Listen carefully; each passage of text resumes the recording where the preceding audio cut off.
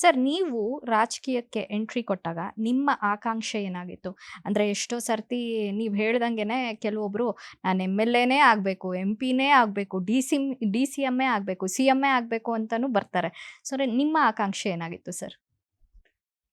ನೋಡಿ, ನಾನು ಮುಂಚೆನೇ ಹೇಳಿದೆ, ನಮಗೆ ಸಿದ್ಧಾಂತದ ಹುಚ್ಚು ಮಾತ್ರ ಹಿಡಿದಿದ್ದುದು ಅಂಥೇಳಿ. ಕನಸು ಕಾಣುವಂಥ ವಾತಾವರಣ ಏನಿರಲಿಲ್ಲ. ಕನಸು ಕಂಡಿದ್ರೆ ನಗಾಡ್ತಿದ್ರು. ನಾವು ಎಮ್ ಎಲ್ ಎ ಆಗ್ತೀವಿ ಅಂತ ಹೇಳಿದ್ರೆ, ಒಂದು ಪಂಚಾಯಿತಿ ಮೆಂಬರು ಆಗೋ ಯೋಗ್ಯತೆ ಇಲ್ಲದೆ ಇರುವಂಥ ಪಾರ್ಟಿ ನಿಮ್ಮದು, ನೀವೆಲ್ಲಿ ಎಮ್ ಎಲ್ ಎ ಆಗ್ತೀರಿ ಅಂತ ಹೇಳ್ತಾಯಿದ್ರು.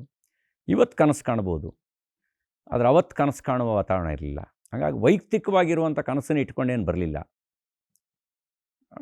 ನಮಗನ್ನಿಸ್ತು, ಈ ಸಿದ್ಧಾಂತ ಉಳಿದೇ ಇದ್ದರೆ ರಾಷ್ಟ್ರ ದುರ್ಬಲ ಆಗುತ್ತೆ ಅಂತ ಅನ್ನಿಸ್ತು. ಈ ಸಿದ್ಧಾಂತ ಗಟ್ಟಿಯಾಗದೇ ಇದ್ದರೆ ರಾಷ್ಟ್ರ ದುರ್ಬಲ ಆಗುತ್ತೆ ಅಂತ ಅನ್ನಿಸ್ತು. ಈ ಸಿದ್ಧಾಂತ ಉಳಿದೇ ಇದ್ದರೆ ಸಂವಿಧಾನವೇ ಉಳಿಯಲ್ಲ ಅಂತ ಅನ್ನಿಸ್ತು. ಈ ಕೆಲವರು ಸಂವಿಧಾನಕ್ಕೆ ಅಪಾಯ ಇದೆ ಅಂತ ಹೇಳ್ತಾರೆ. ಸಂವಿಧಾನಕ್ಕೆ ಅಪಾಯ ಇದೆ. ಹಿಂದುತ್ವದ ಸಿದ್ಧಾಂತದಿಂದ ಸಂವಿಧಾನಕ್ಕೆ ಅಪಾಯ ಇಲ್ಲ. ಸಂವಿಧಾನಕ್ಕೆ ಅಪಾಯ ಇರೋದು ತಾಲಿಬಾನಿ ಸಿದ್ಧಾಂತದಿಂದ ಸಂವಿಧಾನಕ್ಕೆ ಅಪಾಯ ಇರೋದು. ಮತೀಯವಾದದಿಂದ ಅಪಾಯ ಇರೋದು. ಧರ್ಮದಿಂದ ಅಪಾಯ ಇಲ್ಲ. ಧರ್ಮದ ಮೂಲ ತಳಹದಿಯೇ ಸತ್ಯ. ಸತ್ಯದಿಂದ ಯಾವತ್ತೂ ಅಪಾಯ ಇಲ್ಲ.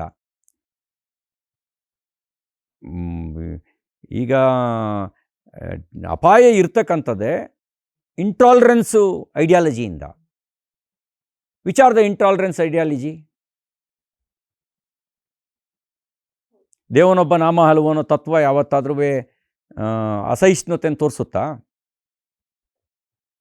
ನಾನು ನಂಬೋನು ಮಾತ್ರ ದೇವರು, ಉಳಿದಿದ್ದೆಲ್ಲ ದೇವರೇ ಅಲ್ಲ ಅನ್ನುವಂಥ ಮನಸ್ಥಿತಿ ಇದೆಯಲ್ಲ, ಅದು ಅಪಾಯಕಾರಿ. ಅವರಿಂದ ಸಂವಿಧಾನಕ್ಕೆ ಅಪಾಯ ಇದೆ ಮತ್ತು ಸ್ವಾತಂತ್ರ್ಯಕ್ಕೂ ಅಪಾಯ ಇದೆ.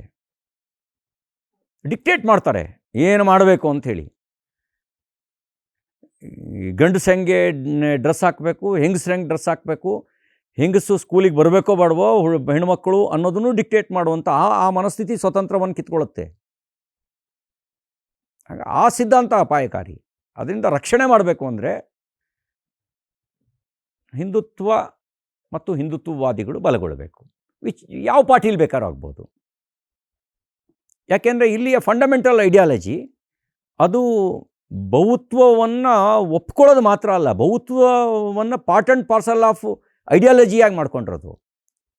ಒಪ್ಕೊಳ್ಳೋದು ಬೇರೆ. ಅದು ಒಂದು ಸಿದ್ಧಾಂತದ ಮೂಲವೇ ಅದು. ಬಹುತ್ವದ ಮೂಲನೇ ಇದು. ಸರ್, ನಿಮ್ಮ ಡ್ರೀಮ್ ಕನಸು ಏನು? ವೈಯಕ್ತಿಕವಾಗಿ ಕೇಳ್ತಾ ಇದ್ದೀರೋ ಅಥವಾ ಎರಡೂ ರೀತಿಯಲ್ಲಿ ಸರ್? ಎರಡೂ ರೀತಿಲಿ. ನಮ್ಮ ತಾಯಿ ಭಾರತಿ ವಿಶ್ವಗುರು ಆಗಬೇಕು. ಆಗ ಜಗತ್ತಿನ ಕಲ್ಯಾಣ ಆಗುತ್ತೆ. ಅದು ನಮಗೆ ಬಿತ್ತಿರುವಂಥ ಕನಸು. ಸಂಕುಚಿತವಾಗಿರುವಂಥ ಕನಸಲ್ಲಿ ಬಿಟ್ಟು ಬೆಳೆಸೇ ಇಲ್ಲ. ಹಾಗೆ ಯೋಗ್ಯರ ಕೈಗೆ ಅಧಿಕಾರ ಬರಬೇಕು. ಯಾವುದೇ ಪಾರ್ಟಿ ಇರಲಿ, ಯೋಗ್ಯರು ಅಧಿಕಾರ ಸ್ಥಾನಕ್ಕೆ ಬಂದರೆ ಯೋಗ್ಯವಾದ ಕೆಲಸ ಆಗ್ತವೆ. ಲೂಟಿ ಹೊಡೆಯೋರು ಬಂದರೆ ಲೂಟಿ ಹೊಡೆಯೋಕ್ಕೆ ಕೂತ್ಕೊಳ್ತಾರೆ. ಯಾವ ಪಾರ್ಟಿ ಬೇಕಾದರೂ ಆಗ್ಬೋದು. ಯೋಗ್ಯರ ಕೈಗೆ ಅಧಿಕಾರ ಬರಲಿ, ಅದು ನಿಮ್ಮ ಕನಸು. ಪರ್ಸ್ನಲಿ ಆ ಥರ ಸಣ್ಣ ಸಣ್ಣ ಆಸೆ ರಾಜಕೀಯಕ್ಕೆ ಬಂದಿಲ್ಲ. ಒಳ್ಳೆಯವರ ಯೋಗ್ಯರ ಕೆಳಗೆ ನಾನು ಕೈಯಾಳಾಗಿ ಕಾಲಾಳಾಗಿ ಕೆಲಸ ಮಾಡೋಕ್ಕೆ ಸಿದ್ಧನಿದ್ದೀನಿ.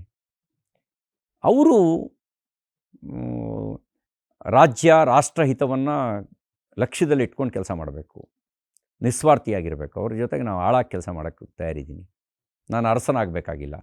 ಅಂಥವ್ರ ನಡುವೆ ಆಳಾಗಿ ಕೆಲಸ ಮಾಡಿದ್ರು ದೇಶಕ್ಕೆ ಒಳ್ಳೆಯದಾಗತ್ತೆ. ಆ್ಯಕ್ಚುಲಿ ವೆರಿ ಬಿಗ್ ವಿಷನ್ ಅಂತ ಹೇಳಬಹುದು. ಯಾಕೆಂತಂದರೆ ಸಣ್ಣ ಸಣ್ಣ ಪರ್ಸ್ನಲ್ ಆಸೆಗಳನ್ನ ಇಟ್ಕೊಂಡು ಕೂಡ ಎಷ್ಟೋ ಜನ ರಾಜಕೀಯಕ್ಕೆ ಬರ್ತಾರೆ. ಬಟ್ ಈ ಒಂದು ವಿಷನ್ಗೆ I really want to say hats off. And BJP ಸರ್ಕಾರ 2 ಬಾರಿ ಅವಧಿಯಲ್ಲಿ ಮಿನಿಸ್ಟರ್ ಆದರೂ ಕೂಡ ನಿಮಗೆ ಮುಂದುವರಿಯೋದಕ್ಕೆ ಬಿಡಲಿಲ್ಲ. ಇದಕ್ಕೆ ಕಾರಣ ಏನಾಗಿರಬಹುದು ಸರ್? ನೋಡಿ, ಏನಾಗ್ತದೆ, ಕೆಲವರು ಅಧಿಕಾರಕ್ಕಾಗಿ ಪಕ್ಷ ಬಿಡ್ತಾರೆ. ನನ್ನ ಪಕ್ಷಕ್ಕಾಗಿ ಅಧಿಕಾರ ಬಿಟ್ಟೆ ಅಷ್ಟೇ. ಎಷ್ಟೋ ಜನ ಅಧಿಕಾರಕ್ಕಾಗಿಯೇ ಪಕ್ಷ ಬಿಟ್ಟು ಬಂದಿದ್ದಾರೆ. ನನಗೆ ನಿನ್ನ ಆಯ್ಕೆ ಯಾವುದಪ್ಪ, ಅಧಿಕಾರವ ಅಥವಾ ಪಕ್ಷವ ಅಂತಂದಾಗ ಒಂದು ಕ್ಷಣವೂ ತಡ ಮಾಡದೆ ಹೇಳಿದೆ ಪಾರ್ಟಿ ಅಂತ ಹೇಳಿದೆ. ಹಾಗಾಗಿ ಪಾರ್ಟಿ ಕೆಲಸಕ್ಕಾಗಿ ಅಧಿಕಾರ ಬಿಟ್ಟು ಹೊರಟೆ. ಅದನ್ನ ತ್ಯಾಗ ಅಂತ ನಾನು ಹೇಳೋದಿಲ್ಲ. ಆಯ್ಕೆ ಪ್ರಶ್ನೆ ಬಂದಾಗ ನನಗನ್ನಿಸ್ತು ಇದ್ರಲ್ಲಿ ಕನ್ಫ್ಯೂಷನ್ ಇರಬಾರ್ದು. ಇವತ್ತು ನಾನು ಏನು ನಿರ್ಣಯ ತೆಗೆದುಕೊಳ್ತೀನೋ ಅದರಲ್ಲಿ ನನಗೆ ಆತ್ಮತೃಪ್ತಿಯೂ ಇರಬೇಕು, ಉಳಿದವರಿಗೂ ಒಂದು ಪ್ರೇರಣೆ ಅಂತ ಅನ್ನಿಸ್ಬೇಕು ಅಂತ ಅನ್ನಿಸಿ ನಿನ್ನ ಆಯ್ಕೆ ಯಾವುದು ಅಂದಾಗ ಪಾರ್ಟಿ ಅಂತ ಹೇಳಿದೆ. ಉಳಿದಿದ್ದೆಲ್ಲ ಪಾರ್ಟಿಗೆ ಬಿಡ್ತೀನಿ. ಬಟ್ ಯಾವತ್ತು ಒಂದು ನಿಮಿಷ ಕೂಡ ಅನ್ಸ್ಲಿಲ್ವಾ ಅಯ್ಯೋ ಕಳ್ದೋಗ್ಬಿಟ್ರೆ ಏನಾಗ್ಬಿಡುತ್ತೆ? ಅಲ್ಲ, ಭಾಳ ಜನ ಹೇಳಿದರು. ನೋಡಿ ಏನಾಗ್ತದೆ, ಶಾಶ್ವತ ಅನ್ನೋದು ಯಾವುದು? ಸತ್ಯ ಮಾತ್ರ ಶಾಶ್ವತವಾಗಿರೋದು. ಇನ್ನು ಉಳಿದಿದ್ದೆಲ್ಲ ಕಾಲದ ಪ್ರಭಾವಕ್ಕೆ ಒಳಗಾಗೇ ಆಗ್ತವೆ.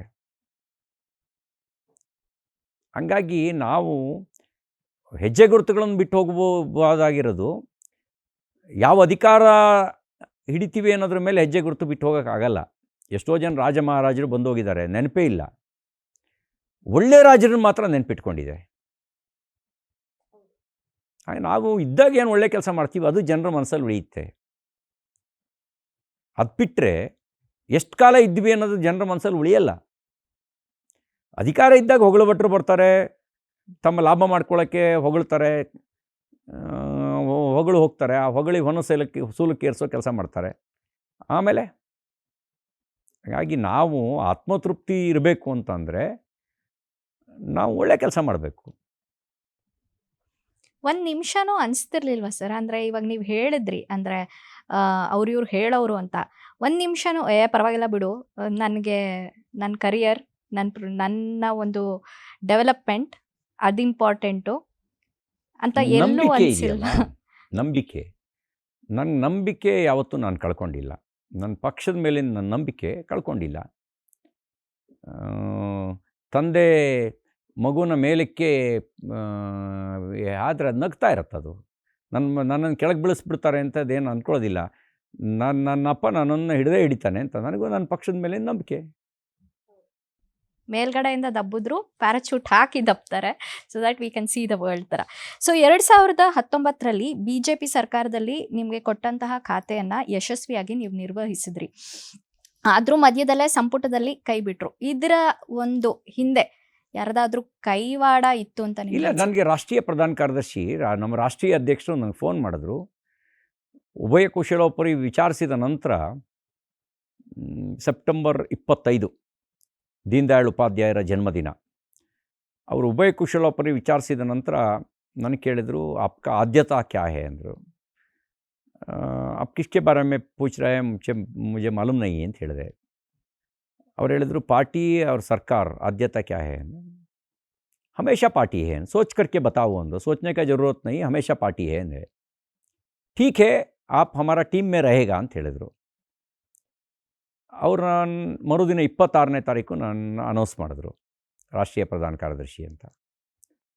ಆಮೇಲೆ ನನಗನ್ನಿಸ್ತು, ನನಗೇನು ರಾಜೀನಾಮೆ ಕೊಡಿ ಅಂಥೇಳಿ ನಮ್ಮ ಮುಖ್ಯಮಂತ್ರಿಗಳು ಕೇಳಿರಲಿಲ್ಲ, ನಮ್ಮ ರಾಷ್ಟ್ರೀಯ ಅಧ್ಯಕ್ಷರು ಕೇಳಿರಲಿಲ್ಲ. ನನಗನ್ನಿಸ್ತು ಈ ಎರಡೂ ಸ್ಥಾನಕ್ಕೆ ನ್ಯಾಯ ಕೊಡೋಕ್ಕಾಗಲ್ಲ ಅಂಥೇಳಿ.